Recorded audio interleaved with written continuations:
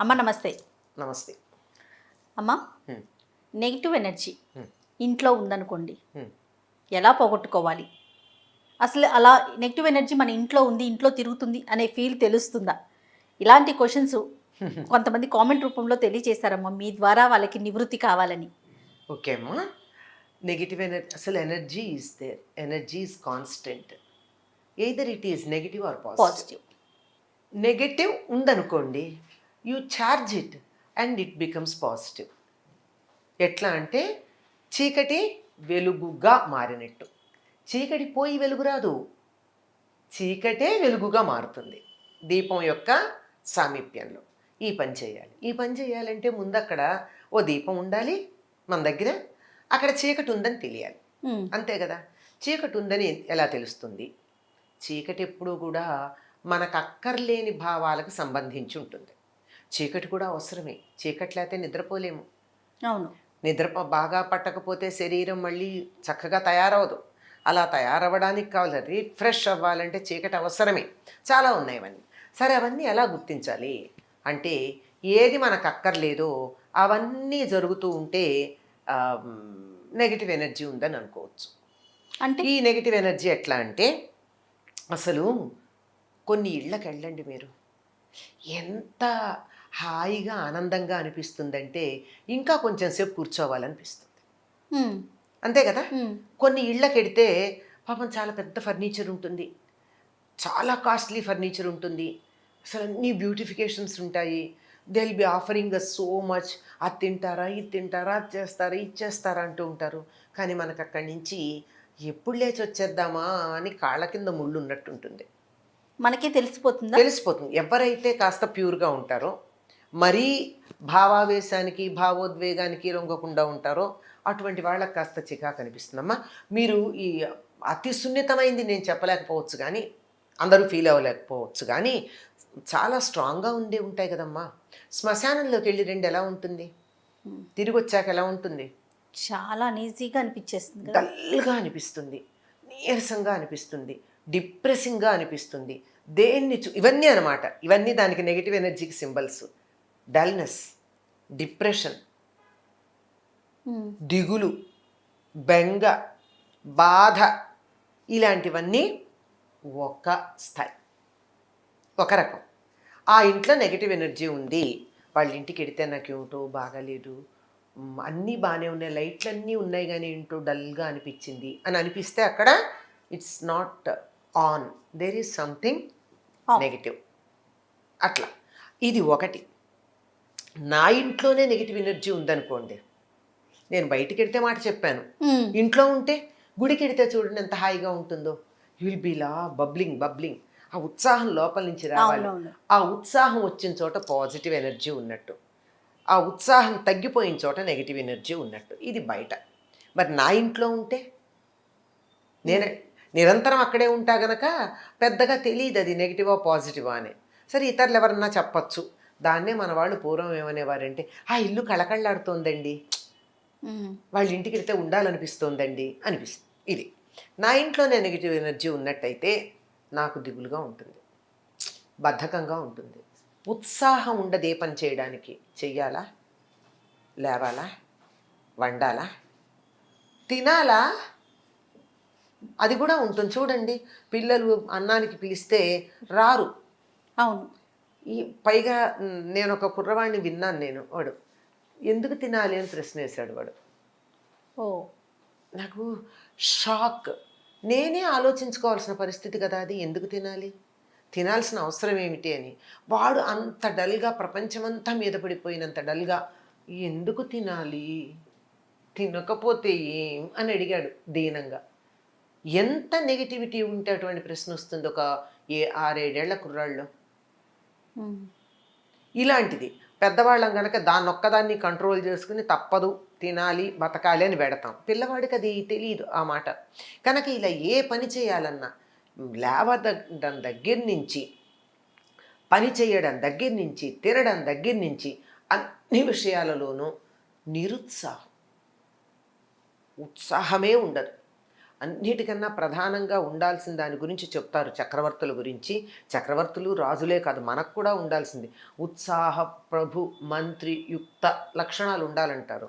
మొట్టమొదటి ఉత్సాహం, చేయాలనేటటువంటి ఉత్సాహం కలగాలి, ఆ ఇనిషియేటివ్ ఉండాలి. అది లేకపోతే నెగిటివ్ ఎనర్జీ ఉన్నట్టు. ఏం చేయాలని ఉత్సాహం లేకపోతే, ఇంట్లో ఎంతమంది ఉంటే అంతమంది అలాగే నిరుత్సాహంగా ఉంటే అసలు దీనానాథుల్లాగా ఉంటారు వాళ్ళు. ప్రపంచం బరువంతా వాళ్ళే మోస్తున్నట్టు ఉంటారు. అట్లాంటి ఇంట్లో నెగిటివ్ ఎనర్జీ ఉన్నట్టు. తర్వాత అలా లేకపోతే ఎవరో ఒకళ్ళు కొంచెం ప్రయత్నం చేస్తూ ఉంటే ఉత్సాహంగా ఉండడానికి, ఎందుకంటే తరచుగా బయటికి వెడుతూ ఉంటారు వాళ్ళు, ఇంట్లో ఉంటారు. అలా వెళ్ళి వస్తూ ఉంటే కాస్త ఉంటుంది. అలా గనక చేస్తూ ఉంటే ఈ ఉత్సాహంగా చేసే వాళ్ళని కిందకి లాగేయడం, ఏ పని చేద్దామన్నా వద్దనటం, ప్రతిదానికి నెగేషన్. ముందర అసలు ఇది కాదు అంటూ మొదలు పెడతారు. ఇది సరే అని ఎవరు అనరు, ఇది కాదు అంటూ మొదలు పెడతారు. అనేక రకాలైనటువంటి మానసిక వ్యాధి కారణంగా శారీరకంగా వ్యాధి వస్తుంది. ఎప్పుడు కూడా మనసులో వచ్చే తర్వాత శరీరం మీదకి వస్తుంది. అందువల్ల వాళ్ళకి ఏమిటో తెలియదు, ఏదో రోగం అంటారు, ఎప్పుడూ రోగం అంటారు. హాస్పిటల్కి తీసుకెడతాం, అన్ని రకాల టెస్టులు చేస్తారు. Clinically there is no problem, but they complain of the problem every time. ఎప్పుడు చూడు నాకు కాలు నొప్పి, వేలు నొప్పి, ముక్కు నొప్పి, మూతి నొప్పి, కన్ను నొప్పి అని ఏదో ఒకటి అంటూ ఉంటారు. మళ్ళీ ఏం లోటు ఉండదు. మరి అట్లాంటిది ఏమిటి, ఎందుకు అలా అంటూ ఉంటారు అంటే, మన వాళ్ళు పూర్వకాలం ఏమనేవాళ్ళు అంటే, ఆ దెయ్యం పట్టినట్టుంది, ఏదో మాయ రోగం అనే పదం వాడేవాళ్ళు. అంటే కంటికి కనపడదా రోగం, మాయ రోగం. నిజమే. అట్లాంటి దాన్ని అటువంటి ఉన్నట్టయితే ఏ పని చేసినా పైకి రాకపోవడం, చచ్చేటి వ్యాపారం చేస్తారు, కలిసి రాదు, ఇక కుటుంబం వెనకాలే ఉంటుంది, అదే వెనకాలే ఉంటుంది. ఆఖరికి అసలు ఎక్కడ కనపడుతుందంటే ఇదంతా, ఇవన్నీ పైకి కనపడేవి. మూలం ఎక్కడుందంటే ఇంట్లో పూజ చెయ్యాలన్న ఉత్సాహం ఉండదు ఎవరికి. దేవుడికి దండం పెట్టుకోరు, ఎవరో ఒకళ్ళు బలవంతంగా పూజ చేసినా మిగిలిన వాళ్ళందరూ అసలు ఆ జోలికి రానే రారు. ఆ దేవుడి ఫోటోలో విగ్రహాలు లేకపోతే ఒక మందిరము ఏదో ఉంటాయి కదా, ఎవరి స్థాయికి వాళ్ళకి, ఎవరికి వీలుని బట్టి వాళ్ళకి, అవేవి కూడా శుభ్రంగా ఉండవు. పాడో అంటే ఓడో అన్నట్టు ఉంటాయి. అక్కడ అస్సలు ప్రధానం అక్కడుంది. ఆ ఇంటిని బాగు చేయాలని ఎవరికన్నా అనిపించింది అనుకోండి, అనిపించవచ్చు కదా, అట్లా అనిపించింది అనుకోండి, ముందర ఎక్కడ మొదలు పెట్టాలో తెలుసా, దేవుడి గదిని శుభ్రం చేయాలి. ఎంత బాగా చెప్పారమ్మా. దేవుడి ఫోటోలు శుభ్రం చేయాలి, ఆ పైన వంటిల్లు శుభ్రం చేయాలి. మరి అక్కడ సరిగ్గా లేకపోతే అక్కడ వండినటువంటి తిండి తిన్న వాళ్ళకి మనసుకి ఆనందం ఎక్కడొస్తుంది? ఆ తర్వాత టాయిలెట్స్ శుభ్రం చేయాలి. అవి నీట్గా లేకపోతే కూడా ఈ నెగిటివ్ ఎనర్జీ స్థిరోభవ వరదోభవ సుప్రసన్నోభవ అని చక్కగా మన మీద ప్రసన్నత చూపించడానికి సిద్ధంగా ఉంటుంది. Make the toilets clean. అప్పుడు ఇంటి ముఖద్వారం ఎలాగో కాస్త పెడతారు, ఎంత లేదన్నా దాన్ని కూడా శుభ్రంగా ఉంచుకునే ప్రయత్నం చేయాలి. ఇల్లంతా శుభ్రంగా ఉండాలి. శుచి ఉన్న చోట కళ ఉంటుంది కనుక ముందు శుచిగా ఉండాలి.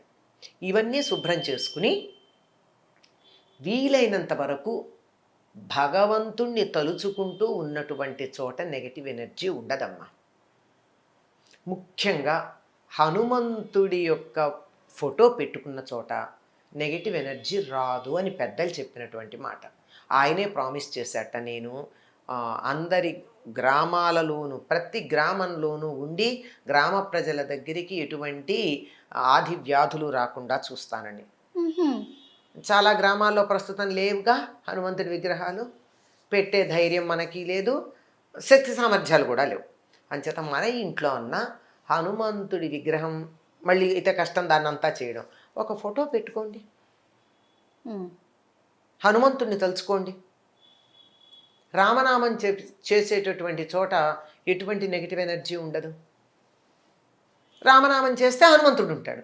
అందుకు ఆయన పేరు తలుచుకుంటే మంచిదే, ఆయన పేరు తలుచుకోకపోయినా రామరామ అనుకోండి, హనుమంతుడు అక్కడ ఉంటాడు, ఎటువంటి నెగిటివ్ ఎనర్జీ ఉండదమ్మా. ఓకే. ఇక చాలా చేస్తారు. అవి చేయండి, కొబ్బరికాయ కట్టండి, నిమ్మకాయ తీయండి, దిష్టి తీయండి, అది చెయ్యండి, ఇది చాలా చెప్తూనే ఉంటారు. అవన్నీ చేస్తే చేయండి, తప్పేం లేదు. కానీ చేస్తే అవి ప్రధానంగా తాత్కాలికం, ఆ, ఆ క్షణాన తగ్గచ్చు. కానీ బాగా తగ్గాలంటే మాత్రం భగవంతుణ్ణి మించింది లేదు. శుచి ఉండాలి. శుచి ఉన్న చోట మాత్రమే దైవం ఉంటాడు. శుచిగా ఉండి భగవద్ధ్యానం చేయండి. 40 రోజుల లోపల ఫలితం వస్తుంది. అందులో ఎటువంటి సందేహం లేదు. అంతేనమ్మా. ఉం. అయితే మనసు ప్రశాంతత ఉంటేనే ఇవన్నీ చేయగలుగుతాం. మీరు అన్నట్లుగా ఆ ప్రశాంతత ఎప్పుడు వస్తుంది? భగవంతుని స్మరిస్తే వస్తుంది. అంతే కదమ్మా. అంతే కదా. ఉం. భగవంతుడిది అసలు గమనించి చూడండి. దేవుడి మందిరం శుభ్రం చేసుకుని అక్కడ పూజ కూర్చుంటే కనీసం దీపం వెలిగించటం అదన్నా చేస్తారు కదా చాలా అవునవును. ఇళ్లల్లో, పెద్ద పూజ చేయకపోయినా. అప్పుడు ఉండేటటువంటి ఆ దీపం ప్రశాంతత. వెలిగించి కూర్చుంటే ఉన్న కాసేపు ఉండే ప్రశాంతతకి, ఆ మట్టి అలాగే ఉండి దుమ్ము, ఫోటోల నిండా దుమ్ము ఉండి వాడంటాడు ఏదో తోకదేజ తొండంజేజ తెలియటం లేదని. ఆ, అట్లా ఉండే పరిస్థితుల్లో ఉన్నప్పుడు తేడా మనకే తెలుస్తుంది, ఎవరో చెప్పక్కర్లా. ఆ కాసేపు అక్కడ బాగుంది అంటే అర్థమైంది కదా. అది యూ కెన్ ఎక్స్పాండ్. తప్పకుండా అమ్మా. దేవుని గది, వంట గది, అలానే బాత్రూమ్ గురించి కూడా చెప్పారు మీరు. ఇవి 3 శుచిగా శుభ్రంగా ఇంకా ఉంటే ఎక్కడ ఉంటాయంటే పాతగుడ్డల మూటలు, పనికిరాని వస్తువులు, విరిగిపోయిన సామాన్లు, ఇవన్నీ బూజులు, ఇవన్నీ ఉన్న చోట నెగిటివ్ ఎనర్జీ చక్కగా కూర్చుంటుంది. అంచేత అవి తీసేయాలి. ఎప్పటికప్పుడు క్లీన్ ఎప్పటికప్పుడు చేసుకోవాలి. clean చేయాలి. తప్పకుండా అమ్మా. నమస్తే. నమస్తే.